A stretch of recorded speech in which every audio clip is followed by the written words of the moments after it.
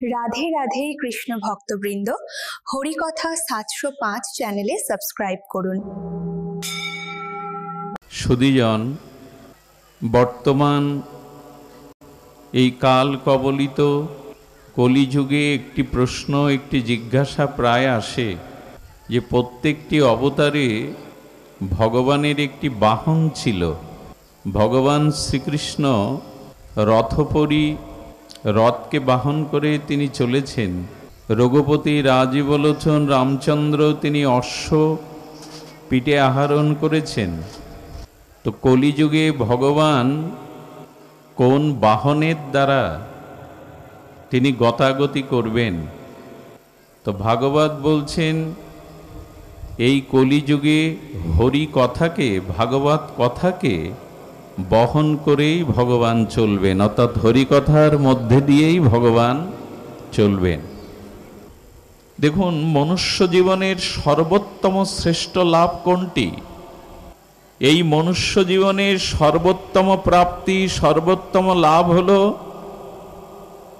যেদিন অশেষ বিশেষ ভগবানের করুণায়, ভগবানের কোনো প্রিয় মহৎ ভক্তের সান্নিধ্যে বসে আর সাধু সঙ্গে হরিকথা শোনার, ভগবত কথা শোনার ভাগ্য প্রাপ্ত হয়, সেই দিনই মনুষ্য জীবনের সর্বোত্তম প্রাপ্তি। আমি লটারি পেলাম, সম্পত্তি পেলাম, উত্তরাধিকারীর সূত্রে জমিদারি পেলাম, রাজত্ব পেলাম, এই পাওয়াটা পাওয়া বটে, কিন্তু সর্বোত্তম পাওয়া নয়। মানুষের জীবনে সর্বোত্তম প্রাপ্তি হলো মহৎ সঙ্গে, সাধু সঙ্গে ভগবানের গুণগাথা শ্রবণের সুযোগ লাভ করা। এটি হলো মনুষ্য জীবনের সর্বোত্তম প্রাপ্তি। দেখুন, পিতার স্থানে বাস পুত্রের কর্তব্য। পিতৃ সম্পত্তির অধিকারী তো পুত্রই। খুব ধ্যান দিয়ে শুনুন, পিতা যে স্থানে থাকেন সেই স্থানটি পুত্রের উত্তরাধিকার সূত্রে প্রাপ্ত, এবং পিতার সম্পত্তিতে পুত্রেরই উত্তরাধিকার সূত্রে একান্ত অধিকার, সন্তানদের একান্ত অধিকার। যদি আধ্যাত্মিক জগতে একথা আমরা মেনে নেই, তাহলে আমাদের পরম পিতা ভগবানই, আমরা অমৃতস্য পুত্র, সেই অমৃতময় সচ্চিদানন্দ ঘনময় ভগবানেরই অংশ আমরা, পুত্র আমরা। সিন্নান্ত বিশ্বে অমৃতস্য পুত্রা। ভারতীয় ঋষিরা এই সংবাদ দিয়েছেন, তমেব মাতা চ পিতা তমেব, তমেব বন্ধুশ্চ সখা তমেব, তমেব বিদ্যা দ্রবিণং তমেব, তমেব সর্বং মম দেব দেব।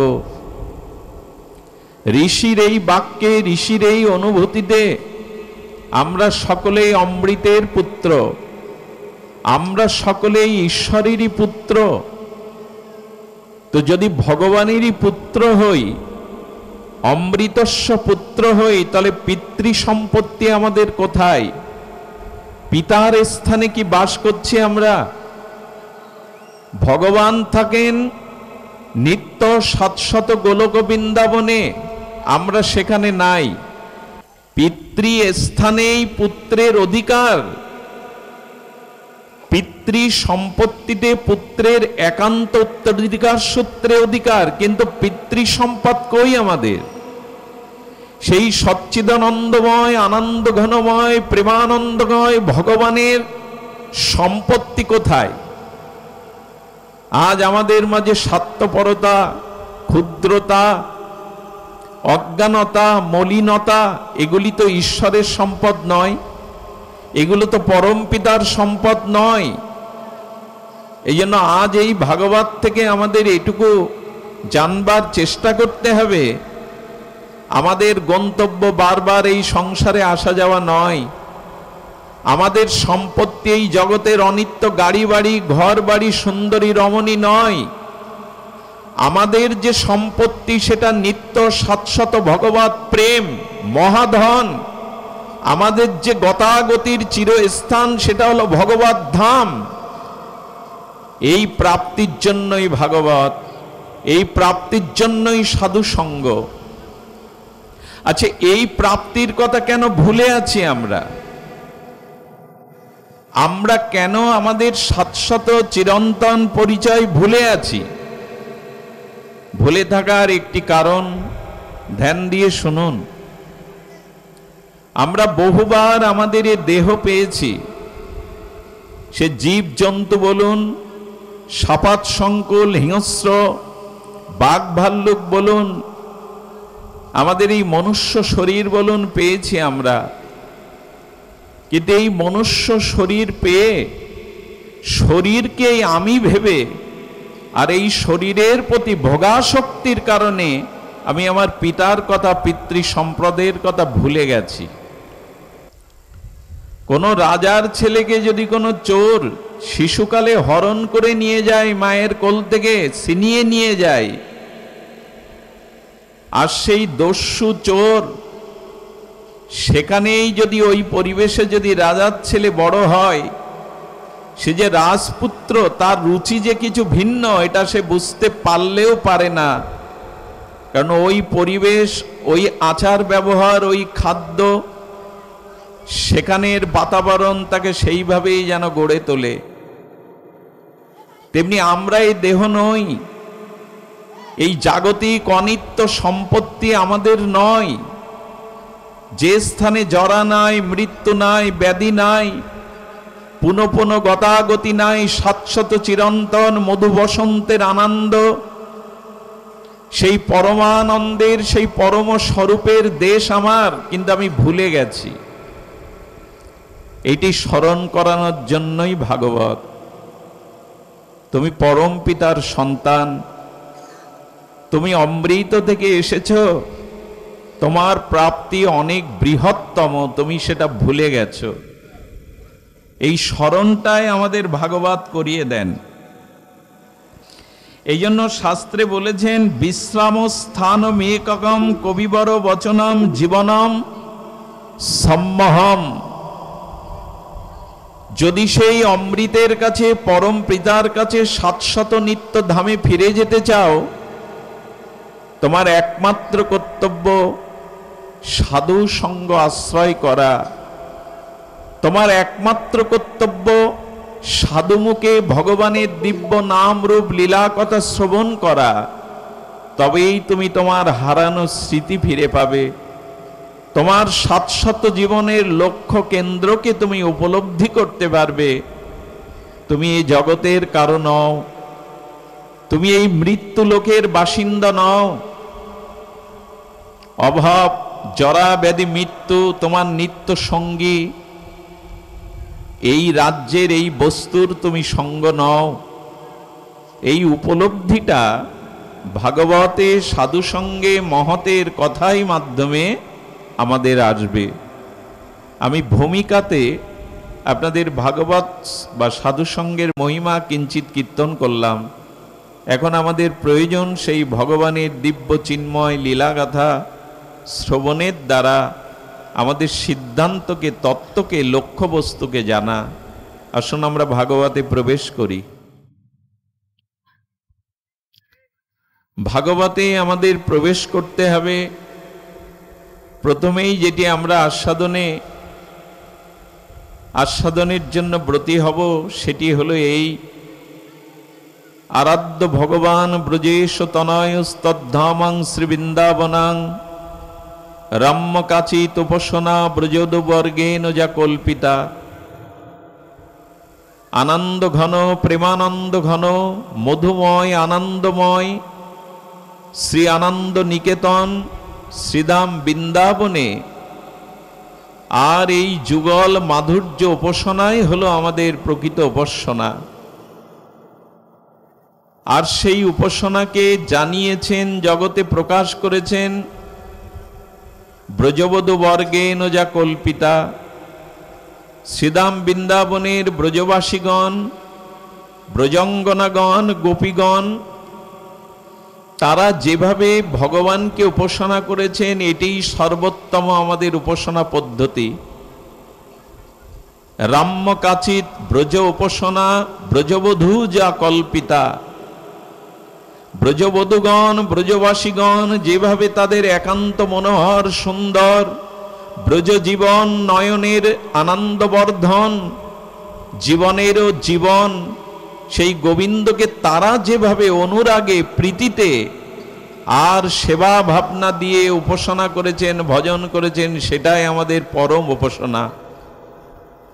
আরাধ্য ভগবান ব্রজেশ তনয় স্তদ্ধামং শ্রী বৃন্দাবনম। রম্য এই উপাসনা নিরস নয়, এ উপাসনার মধ্যে কঠোরতা নয়, আছে রসবাহ আনন্দ। এই জন্য আমরা আনন্দময়ের উপাসনা সরস নির্মল আনন্দ দিয়েই তা করতে হবে, যেটা ব্রজবধূগণ করেছেন। আমরা সেটি আনন্দ আস্বাদনে ব্রতী হব। দেখুন, প্রথমেই আপনাদের কালিয়া দমনের কথা বলি। ব্রজে এই কালিয়া দমন লীলাতে শ্রী গোবিন্দ যমুনার কালিয়া হ্রদে, সেই কালিয়া হ্রদের বিষময় জলে কালিয় নাগকে তিনি দমন করেছিলেন।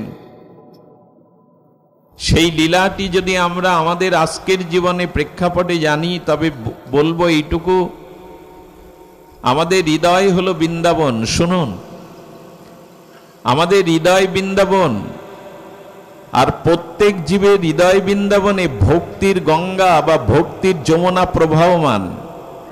কৃষ্ণ প্রেম স্বতঃসিদ্ধভাবে আমাদের হৃদয় বৃন্দাবনে আছে। কথাগুলিতে ধ্যান দিন, কোলাহল না করে। প্রত্যেকটি জীব হৃদয়ের মধ্যেই, প্রত্যেকটি জীব হৃদয়ের মধ্যে আমাদের ভক্তির যমুনা, প্রেমের যমুনা বইছে। নিত্য সিদ্ধ কৃষ্ণ প্রেম সাধ্য কবু নয়। এই মহাবাণীতে, চৈতন্য চরিতামৃতকারের এই মহাবাণীতে কৃষ্ণ প্রেম সাধনা করে পাওয়া যাবে না, কারণ স্বতঃসিদ্ধ আমাদের হৃদয়ে প্রেম যমুনা বইছে, প্রেমের গঙ্গা স্রোতস্বিনী বইছে। কিন্তু হৃদ বৃন্দাবনে প্রেম ও ভক্তির স্রোতস্বিনী যমুনার মাঝেও মাঝে মাঝে কালীয় নাগ জন্ম নেয়। কালীয় নাগ কে? এটাই হলো আমাদের কাম বা কামনা। আমাদের হৃদয়ে যেমন বৃন্দাবন আছে, এখানে যেমন প্রেম ভক্তির যমুনা আছে, সেই যমুনার মধ্যে আবার বহু ফণাধারী অনন্ত কাম এবং ক্রোধরূপ কামনা বাসনা আছে। এখন লক্ষ্য করুন, এই কামনা বাসনার বিষয়েই তো আমাদের জর্জরিত হচ্ছে আমরা। এত জরা ব্যাধি মৃত্যু অভিশাপ কেন আমাদের জীবনে? এর একটাই কারণ, সসুখ বাসনা, কাম ও বাসনা।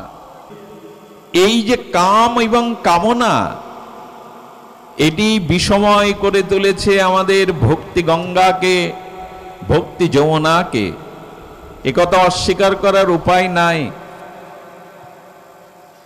ধ্যান দিয়ে শুনুন, কারো অঙ্গে যদি একটা বিষাক্ত কণ্টক বিদীর্ণ হয়, কাটা ফোটে, সমস্ত শরীরটি জড়ো জড়ো হয়। আর যার হৃদয়ে অনন্ত কাম বা কামনা বাসনার কাটা বিদ্ধ হয়ে আছে, সে স্বস্তি পাবে কি করে? সে স্বস্তি পাবে কি করে? এই জন্য আজ আমাদের জীবনে শান্তির অভাব, প্রেমের অভাব, শুদ্ধতার অভাব। একমাত্র আমাদের চিত্তে কামনা ফণা ধরে আছে। বিষধর কামনা বা বাসনা ফণা ধরে বিষময় করে তুলেছে হৃদয়। ভাগবত সাধারণ গ্রন্থ নয়। কৃষ্ণ দ্বৈপায়ন ভগবান বেদব্যাসের সমাধির স্তরের এইগুলি ভাষা। এই জন্য ভাগবতকে সকলে ধারণ করতে, ভাগবতের রস নিষ্কাশন করতে, ভাগবতের রসসাগরে নিজেকে নিমজ্জিত করতে সকলে পারে না।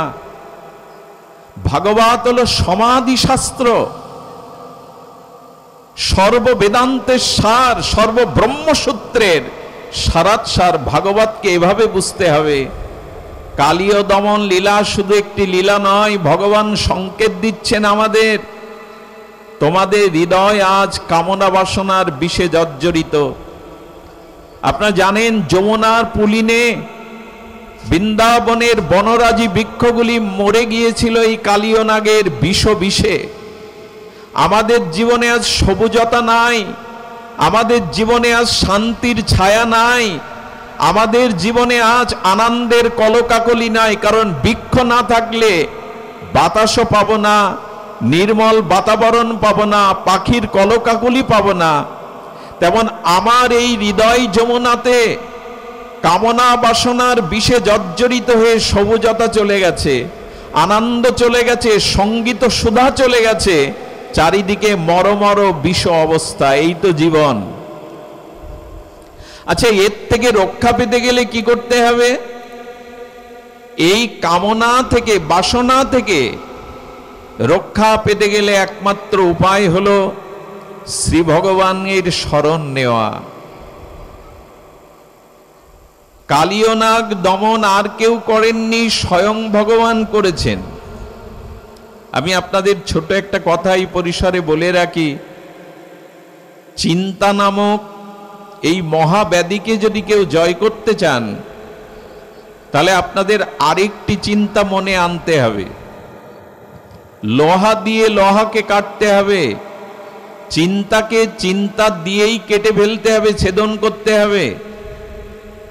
এই আমাদের চিত্তে যে সাংসারিক চিন্তা, বাসনার চিন্তা, ভোগের চিন্তা, সসুখ দেহ আসক্তির চিন্তা, এই চিন্তাকে কাটতে গেলে আরেকটি চিন্তা আপনার হৃদয়ে আনতে হবে, সেটা ভগবানের চরণ চিন্তা। দুটোই চিন্তা, দুটোই চিন্তা, কিন্তু ভগবানের চিন্তাতে পারে আপনার চিত্তের চিন্তাকে ছেদন করতে। লোহা দিয়ে লোহা কাটতে হবে। যদি বলেন আমাদের বোকা পেয়েছো, ভগবানের চিন্তা করলে চিন্তা আমার জীবন থেকে সরে দাঁড়াবে, চিন্তা মুক্ত হতে পারবো বলে পারবেন। কারণ আপনি যে যে বিঘাতক, অন্তরায়, প্রতিকূল রোগ শোকের জন্য চিন্তা করছেন, রাজ ভয়, মৃত্যু ভয়, রোগের ভয়, পাপের ভয়, স্খলনের ভয়, পতনের ভয়, এই ভয়ের জন্যই তো চিন্তা। একমাত্র নির্ভয় স্থান, একমাত্র চিন্তারও চিন্তামণি স্বরূপ কেউ যদি গোবিন্দের চিন্তা, রাধারানীর চরণ চিন্তা করতে পারে, তার এই চিন্তা চলে যাবে। এই জন্য গোবিন্দের চরণে, রাধারানীর চরণে বিশেষ কটা চিহ্ন আছে। যদি কেউ দাবি করে আমি ভগবান, বুঝবার, জানবার, প্রমাণ করবার উপায় একটাই, স্বয়ং ভগবানের, সচ্চিদানন্দ ভগবানের চরণ কিছু চিহ্ন আছে। আপনি দাবি করলেই হবে না আমি ভগবান, ভগবান প্রমাণ হবে তার চরণ চিহ্নে বিশেষ কিছু 49টি চিহ্ন আছে।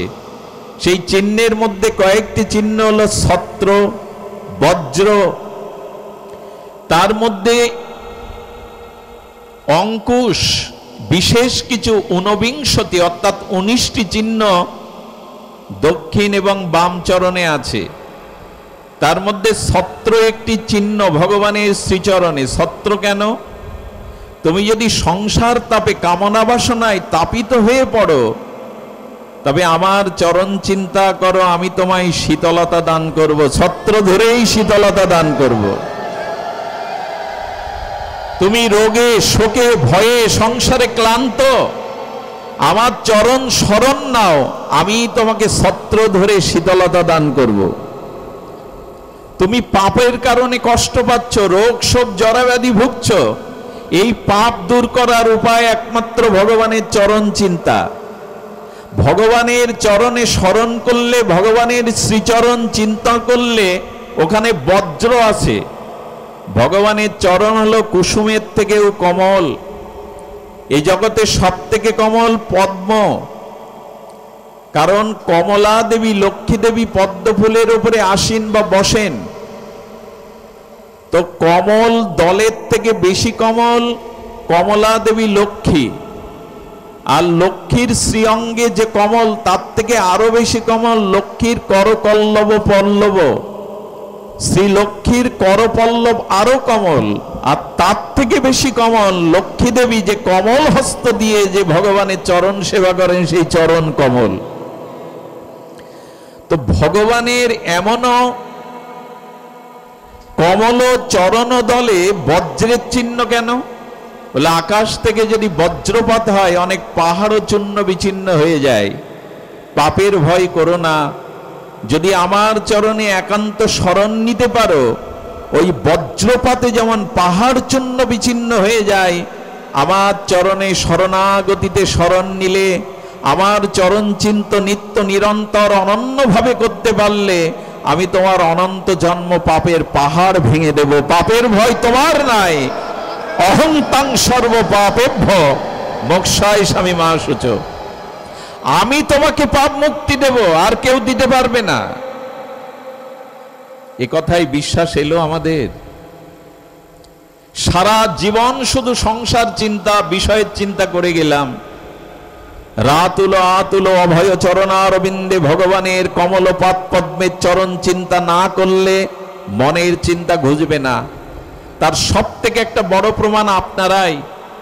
এই প্রচন্ড তাপ দাহের মধ্যে, তাপ প্রবাহের মধ্যে মাটিতে বসেছেন, কিন্তু এই মুহূর্তে গোবিন্দের গুণগাথা সাধু সঙ্গে হচ্ছে বিধায় আমাদের সাংসারিক বিষয় চিন্তাগুলি এখন অন্তরে স্থান নাই। কারণ ভগবানের চরণ চিন্তাই পারে জগতের চিন্তাকে দূর করতে, আর কোনো উপায় নাই। এই জন্য ভগবানের চরণ চিন্তাই আজ আমাদের একান্ত অপরিহার্য। এই জন্য গোপীরা, বৃন্দাবনবাসীরা সমস্ত আপদে বিপদে সংকটে তাদের একমাত্র শরণাগতি ছিল কানাইয়ের উপরে, কৃষ্ণের উপরে। তো ভগবান আজ কি করছেন? কালীয় নাগকে দমন করছেন, তার বিষময় ফনা উঠে নৃত্য করছেন। নটরাজ আজ মহানৃত্যে তিনি নিমগ্ন।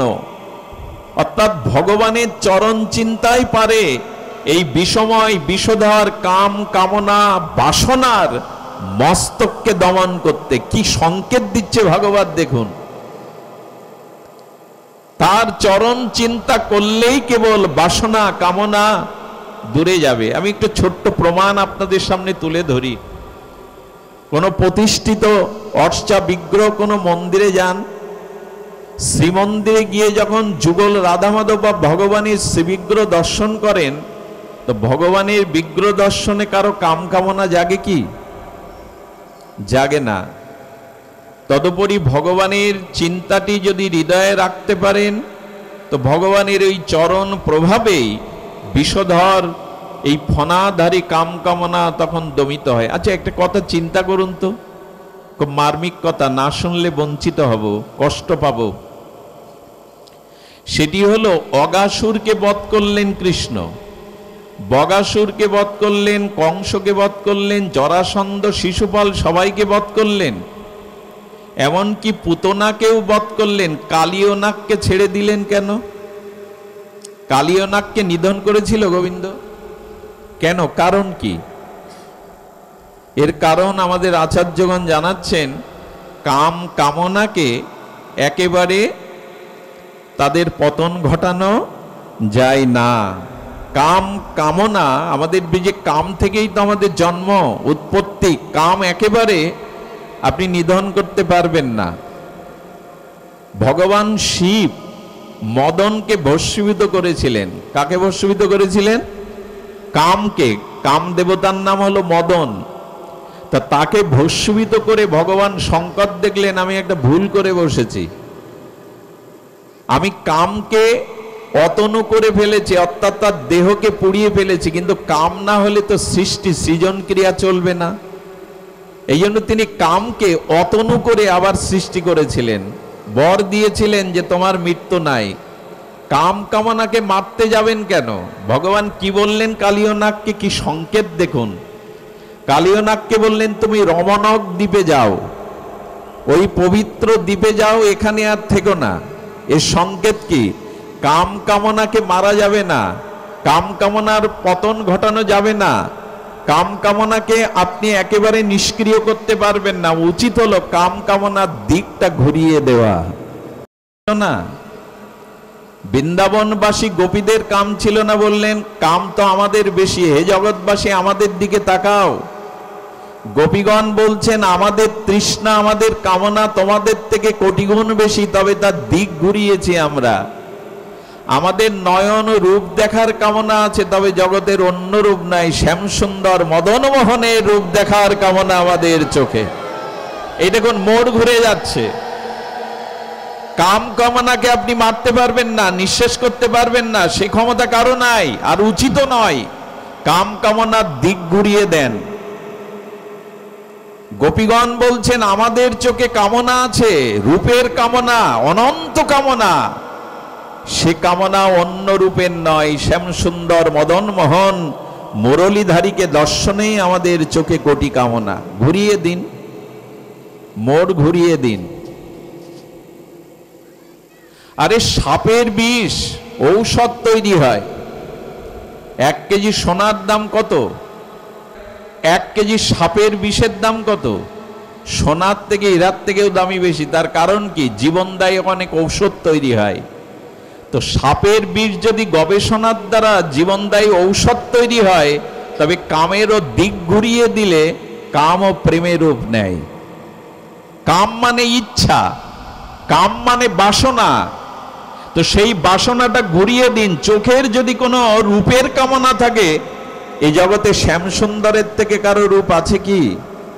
রাধারানীর থেকে কারো রূপ আছে কি? ঘুরিয়ে দাও না মোড়। বলে আমাদের কানে শ্রবণ রসের বাসনা আছে, গোপীগণ বলছেন। তো সেই শ্রবণ একমাত্র গোবিন্দের মুরলীর ধ্বনি শ্রবণ। আমরা কানে অন্য শ্রবণ রস আস্বাদন করি না, শ্যামসুন্দরের মুরলী কেবল। আচ্ছা, রাসমঞ্চে গোবিন্দ যখন শারদ পূর্ণিমায় বংশীতটে যমুনা পুলিনে সেই মহারাসের মুরলীধ্বনি করেছিলেন পঞ্চম তানে, বৃন্দাবনে আর কেউ শুনতে পায়নি। বলো আর কারো কান তো বাঁশির দিকে ওভাবে ছিল না যতটা ছিল গোপীদের। খুলনা বেতারে আজ 9টায় আপনার কোনো আত্মীয় বংশী বাদন করবেন কি রবীন্দ্রসঙ্গীত গাইবেন, আপনি যদি অন্য সেন্টারে দিয়ে রাখেন, খুলনা কেন্দ্রে না দিয়ে অন্য সেন্টারে, বাঁশি বাজা বন্ধ হবে, কিন্তু আপনি শুনতে পাবেন না। তেমন গোপীদের মনটা গোবিন্দের বংশীধ্বনির জন্য তাদের কানে এইটা তাদের খোলা ছিল, খোলা থাকতো সবসময়। এই জন্য কানে যদি কোনো শ্রবণের পিপাসা থাকে, বাসনা থাকে, ভগবানের নাম হরিকথা শোনার বাসনা জাগাও। এভাবে কামটাকে দিক দর্শন করে গোবিন্দ ঘুরিয়ে দিচ্ছেন। খুব মার্মিক কথা। কামকে এই জন্য কালিয়নাগকে গোবিন্দ দমন করেছেন, বিনাশ করেননি। কামকে বিনাশ করতে নাই, কামকে বিনাশ করা যায় না। কামকে মোড় ঘুরিয়ে দিতে হয়, রমণক দিকে যাও, ওই পবিত্র দ্বীপে গিয়ে বাস করো, আর ভয় নেই। কাম যদি ভগবানের দিকে যায়, কাম কৃষ্ণ আরাধনে, কাম মানে ইচ্ছা, কাম মানে ভোগ বাসনা, তো সেই ভোগ বাসনা যদি ভগবানের কর্মার্পণে অর্থাৎ ভগবত ভজনের দিকে কামনাটা চলে যায়, ইচ্ছাটা চলে যায়। ক্রোধ ভক্তোদ্দেশী জনে ক্রোধ দরকার। ক্রোধকে আগুনের সাথে তুলনা করা হয়। ঘরে আগুন না জ্বললে জীবন চলবে তো? ঘর চালাই তো আগুন, সকালে উঠেই তো আগুনের প্রয়োজন। আগুনটা রন্ধনের উনানের মধ্যেই সীমাবদ্ধ রাখুন, ওর বাইরে গেলে কিন্তু ঘর পুড়িয়ে দেবে। তেমনি ক্রোধটা দরকার, ক্রোধটা নিজের কুস্বভাবের প্রতি রাখুন। বোঝা গেল? নিজের যে কু অভ্যাস তার প্রতি ক্রোধ করুন না। আরে মোবাইলে আমরা ভালো ভালো ছবি ছেড়ে দেই, স্বামী স্ত্রীর সুন্দর ছবির দৃশ্য। আমি কোন বর্ষণা দেখেছি, বৃন্দাবনে গেছি, কোন মহতের কাছে গিয়ে সেলফি তুলেছি, এগুলো না পাঠিয়ে আপনার যে কুকর্ম কুকীর্তি এইগুলো একটু প্রচার করুন না, তাতে সংশোধন আসবে। আমরা প্রচার করি ভালোটা। ক্রোধ যদি দেখাতেই হয়, আমি বেলা 9টায় উঠি, ভগবানের ভজন করি না, ওই অলসতার প্রতি ক্রোধটা দেখান না। ক্ষমতা আছে বলে যাত্রার প্রতি, দুর্বলের প্রতি ক্রোধ দেখাবেন, এটি ক্রোধের জায়গা নয়। এই ক্রোধ একদিন আপনাকে ধ্বংস করবে। আজকে যাকে ক্রোধ করছেন, একদিন সেই ক্রোধ আপনার কাছে ফিরে আসবে। ক্রোধটা নিজের খারাপ স্বভাবের প্রতি করুন। ভজন করতে পারছি না, আমি ঈশ্বরের গুণকীর্তন করতে পারছি না, সেই কুস্বভাবের প্রতি, অলসতার প্রতি ক্রোধ করুন। ক্রোধের জায়গা হলো আর ভক্ত বিদ্বেষীর প্রতি, যারা বৈষ্ণব নিন্দা করে, যারা শ্রীগুরু নিন্দা করে, এই বৈষ্ণব বিদ্বেষীর প্রতি ক্রোধ দেখান। সুধীজন, এই জন্য কাম ক্রোধটাকে, আর লোভ, লোভ তো প্রয়োজন। লোভ সাধু সঙ্গে হরি কথায়, ঠাকুর নরোত্তম প্রেম ভক্তির মহারাজ আমাদের কাম ক্রোধ লোভের দিক ঘুরিয়ে দিচ্ছেন। কাম কৃষ্ণ আরাধনে, ক্রোধ ভক্ত দেশী জনে, লোভ সাধু সঙ্গ হরি কথায়। এই তো দিক ঘুরিয়ে গেল, বিষ অমৃত হয়ে গেল। এই জন্য গোবিন্দ কালিয়নাগকে বললেন চলে যাও, আর রমানক দ্বীপে গিয়ে বাস করো। কালিয়নাগ বলছেন ওখানে এসে গরুর যদি আমাকে আর গ্রাস করে, গোবিন্দ তখন অভয় মুদ্রা দিয়ে বললেন, যার মস্তকে আমার চরণ চিহ্ন আছে তাকে বিনাশ করার ক্ষমতা এই জগতে কারণেই তুমি নিশ্চিন্তে চলে যাও। যার মস্তকে, যার হৃদয়ে আমার চরণ চিন্তা আছে, তার বিনাশ কে করবে?